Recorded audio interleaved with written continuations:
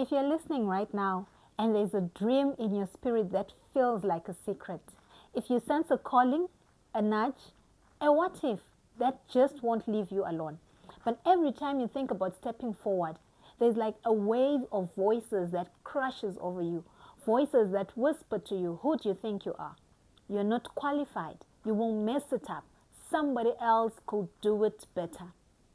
If you feel deep down both cold and completely incapable, then this episode is my love letter to you. You're not crazy and you're not alone. Today, we're going to untangle the lie of inadequacy from the truth of divine assignment. Welcome to Behold and Become, a space for integrated healing and becoming. Here, you will enjoy teachings and conversations that heal the mind, shape the soul, and transform from the inside out. I'm Brenda Shoko, your host, pastor, author, social worker, and transformation coach. Now, let me start by telling you about a woman that I know. She's brilliant. She has ideas that could heal people, messages that could free people.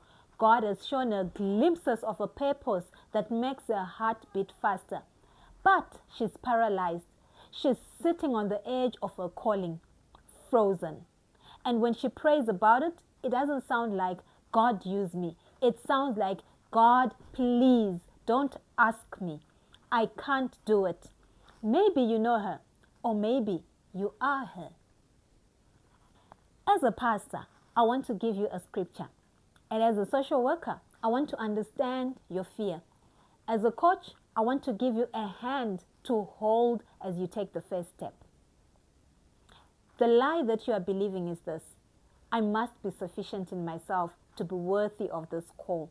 And that lie is crushing you. It's making you audit your resources, your education, your past, your confidence, your bank account. And every time you do that, you seem to come up short every single time. But here is the revolutionary freeing truth that we get from 2 Corinthians 3 verse 5. Not that we are sufficient in ourselves to claim anything as coming from us, but our sufficiency is from God. Let me say that again. Your sufficiency, your adequacy, your competence, your enoughness is not a prerequisite that you must master up before God can use you. It is the gift that He gives you as you go. Think about Moses at the burning bush.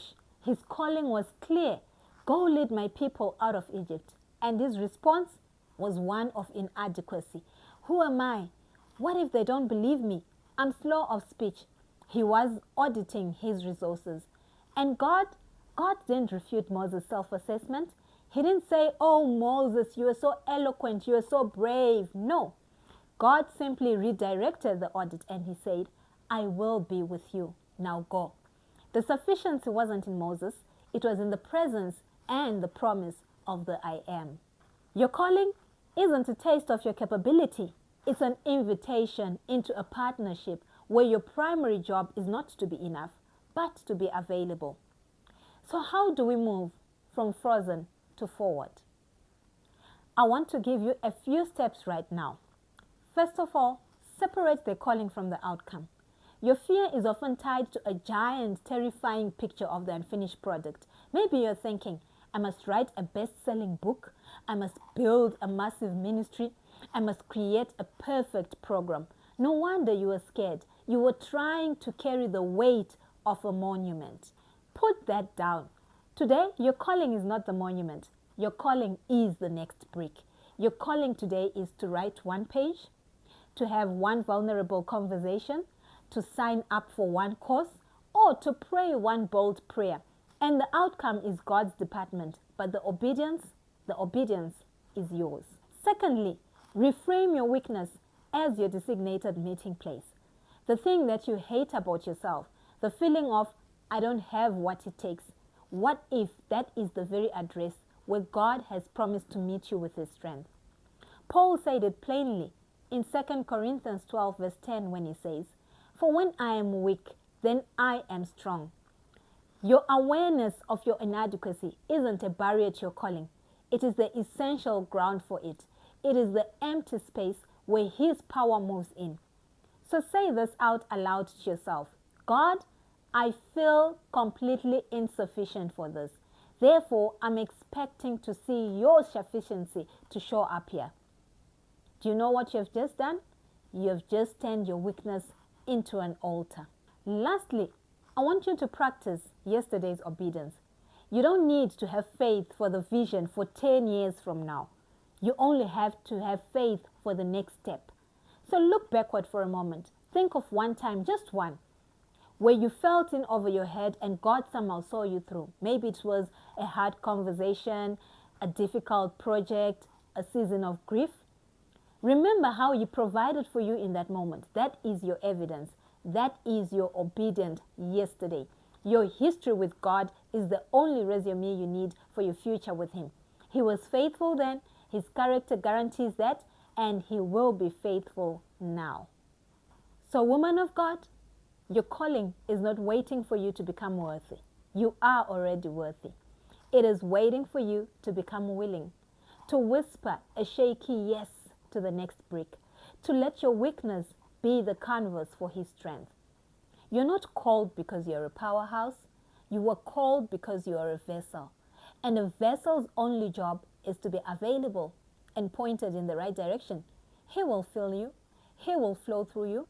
So I want to give you just a small assignment that you can go through before the next time we spend together. Take a few minutes each day and write down the next brick. What is that one small non-negotiable action that you can take that will move you from 1 inch toward that calling? And then I want you to write at the top of that page, 2 Corinthians 3 verse 5 that says, my sufficiency is from God. And let that be the only credential that you carry with you as you take that next step. You're not alone in this.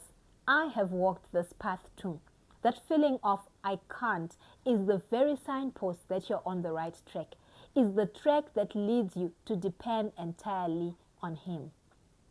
So until the next time we meet, I want you to remember, you are not called to be adequate, you are called to be available, and that is more than enough. So as you go throughout the following weeks, go in peace and go in courage.